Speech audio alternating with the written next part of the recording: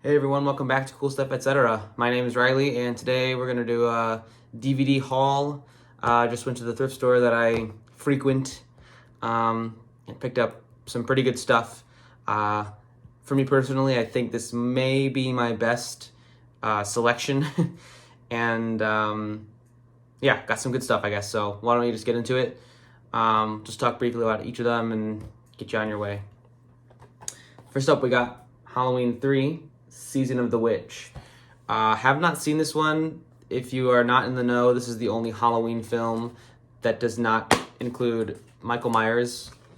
They were intending Halloween to be an anthology series of some kind, but Michael proved to be too popular for that. So people hated it upon its release, I'm sure, because of the lack of Michael Myers, but I think it's gained a sort of resurgence in popularity and a reevaluation. So I'm interested to see how this one is. With Tom Atkins in it, I think that's pretty promising. He's a pretty good actor, I think.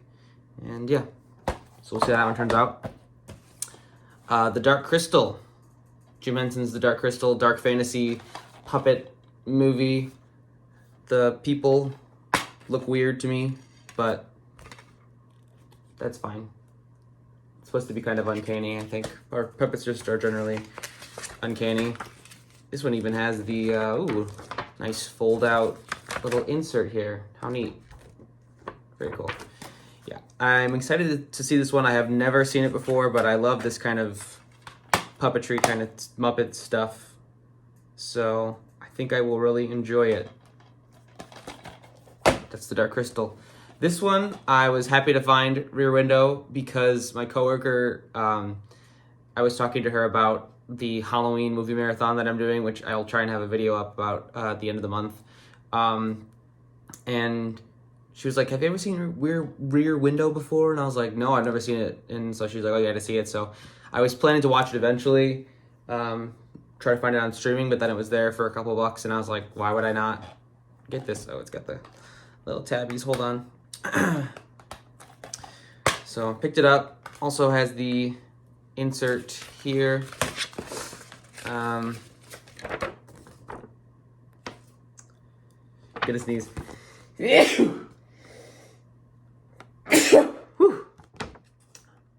Pardon me. Okay. Pretty neat. I guess this is the collector's edition. So I guess that's why it's special. Probably comes with a bunch of special features or whatever. So Rear Window, Alfred Hitchcock. 12 Angry Men. This is the original, I think, the original version. It is directed by Sidney Lumet, who I'm not familiar with their work very much, but I thought this would be a good place to start. People love this movie. It's considered one of the best, so gonna give that a watch sometime. Following that, we found this Hobo with the Shotgun. As far as I'm aware, this is just like hyper violent, kind of modern exploitation action movie. So interested in that. It was only a couple bucks, and it's the 2-disc special edition one. So again, couldn't pass it up, I guess. But I have high hopes for this one, so I guess we'll see. Kids.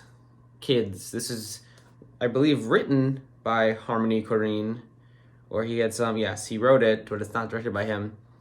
But it's supposed to be a pretty depressing movie, or just like a pretty upsetting one. I'm gonna get the sticker off real quick while I talk about it.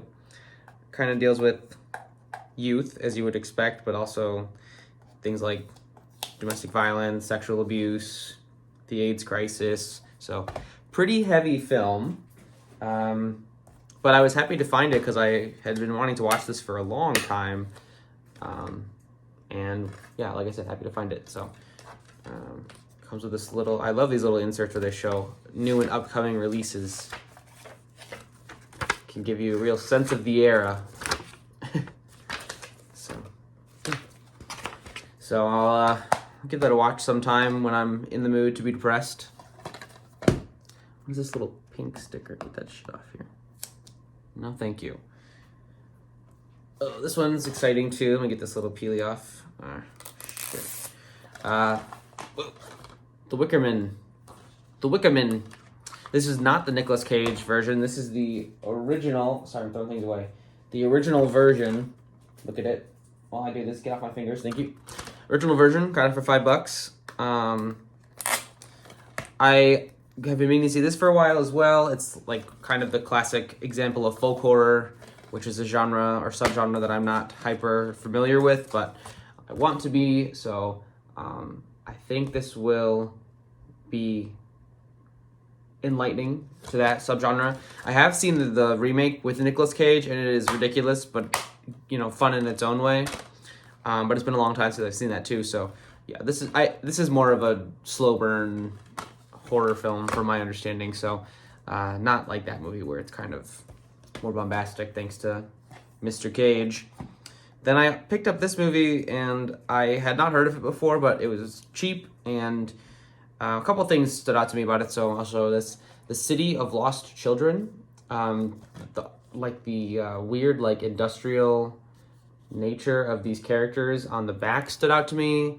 Ron Perlman is in it. That interested me. And then one of the directors is the director of Amelie, which I have not seen, but people seem to like. And it just interested me because this movie seems to be so different than that one. So I don't know. I'll give it a watch and see how it is. Had a pretty decent rating on Letterboxd, so that's not, you can't always trust that, but gave me a good insight to it. Then I picked up Devil's Rejects. You can see that holographic woo. Just recently watched House of a Thousand Corpses for the first time for my Halloween marathon, and I really liked it. So this is kind of I don't know if this is the sequel or this is the sequel. There's like two movies that continue the story of the Firefly Clan. I don't know if it's this one is directly after or not, but have high hopes for this one. I know it's a bit exploitative and not for everybody in terms of the subject matter, but I'm interested in it, and we'll see how I feel about it. Speaking of not for everyone in terms of subject matter, we have The Hills Have Eyes remake. Also just recently watched this and really liked it too. It is, again, not for everyone, but it's not as bad as people make it out to be. The scene in question, at least in this is the unrated version, so I don't know how it is here in this unrated version, but the scene in question, with sexual assault happening, didn't depict it in graphic detail or anything, so I don't know if it's as bad as some people made it out to be, but I don't really get offended by seeing depictions of that, so I'm not a person to ask about it. But this was a great movie, although the ending, I think, really kind of just threw away the themes that they were building up throughout the whole movie. It seemed to be about Western imperialism, and how the effects of that can come home to roost and breed violence at home, not just in a foreign nation that we're bombing constantly. So I don't know, but so the ending kind of soured me on that a little bit, but I still think it's a good movie if you kind of just ignore that. But yeah, this is the Hills Have Eyes remake. Watch the original too. The original's really good as well. Christine, John Carpenter's Christine. I have seen this before many years ago, but I want to rewatch it. It's a movie that I often forget John Carpenter is involved in. Just I don't know why, but I remember liking it a lot. So I guess we'll see if that continues. I read the novel a long time ago, and I was probably in middle school or something.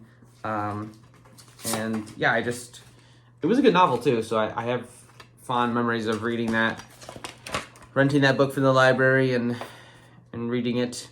Here's this. But yeah. So we'll see if it still holds up all these years later.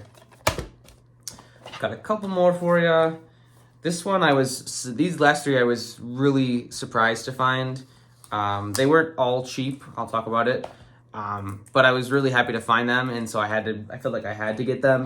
So the first is Blowout, which is a Brian De Palma film, which says there. It is a remake, I believe, of a film called Blow Up, which deals with someone who like edits audio for a living and they overhear like a murder or something. So it's kind of a mystery, kind of an action film, to my knowledge at least. Yeah, this is like, it's not like, I would say it's lesser known Brian De Palma. People think of Mission Impossible or Carrie, those films that are kind of more in the zeitgeist, cultural consciousness, as it were. But this movie is a lesser known film, but still good from what people have said. So I'm very excited to have this and to watch it soon. There's so many stickers on these fucking things. This one I was super excited for. This was about $9, so it was the priciest one that I bought for sure. But To Live and Die in LA. This is a William Friedkin film. Rest in peace to the legend. I've just been watching some of his movies. Like, I watched The Exorcist, of course, and it was phenomenal. And I watched Cruising, which I also really liked. And I mean, he just a talented dude, I really vibe with his movies. So I don't know what this is about at all, really. I think it's a crime film of some kind. Is this more 1985? So not even, this is like still, decades ago. But it's got Willem Dafoe in it, John Turturro, who are both very talented actors that I really enjoy. So I'm excited, very, very excited to have this, and to watch it. And assumedly, I will enjoy it a lot. And the last one that I have was also a big find for me, and that is Blue Velvet by David Lynch, only for $5, which I really question how they price their movies at this place I go to, because some of these movies I'm like, this should probably be more. I think I don't know how many times, like, I've never seen movies like this. Like, some of the movies you see there, you see all the time, and they're like $10 for some reason. In this, I've never seen anywhere else, and it was $5, so I don't know. But anyways, actually, funny story. The guy whose booth I buy from often was there restocking, and it was like meeting a celebrity. I was like starstruck by meeting this dude. Talked to him a little bit about Dawn of the Dead, but yeah, so Blue Velvet, David Lynch film. I have only ever seen Mulholland Drive and Dune, I guess. That's a Lynch film, I guess, but not like, not like this kind of movie. But yeah, I was so happy to find this, because I don't think it's streaming anywhere as far as I know, or maybe it is on HBO Max, but excuse me, regardless, I have wanted to see more of his movies for a long time, so I'm happy to have this and to be able to, to watch this soon. Yeah, so that's all the movies I got today. Again, I think this was probably the best I've done in terms of quality or rarity, I guess you could say. I did spend a pretty penny on these. Overall, it was about $70, I think, or maybe $60, closer to $65, but still a good amount of money. But I also, and this is a special extra, I also got this awesome Alien movie poster that was sold by the same guy who sold the DVDs and stuff. And this is just, I just love the art on it. It's not the best quality, I'm sure it was just printed, but I think it looks really cool. And I mean, the frames are mostly what's expensive about buying pictures anyway. So I'm gonna put that up hopefully soon, and hopefully in the front room for the movie marathon that we're having in a couple weeks here. And yeah, so thanks for watching. I don't know where the hell to put this thing. Thanks for watching. Hope you enjoyed. I hope to be doing more of these videos more frequently, but I don't know, I just have been busy doing stuff that I enjoy, and I wasn't super motivated to make videos for a long time. So not that anyone even watches these aside from my friends, but yeah. So I'll see you in the next one. Have a good one. Stay safe. Don't die.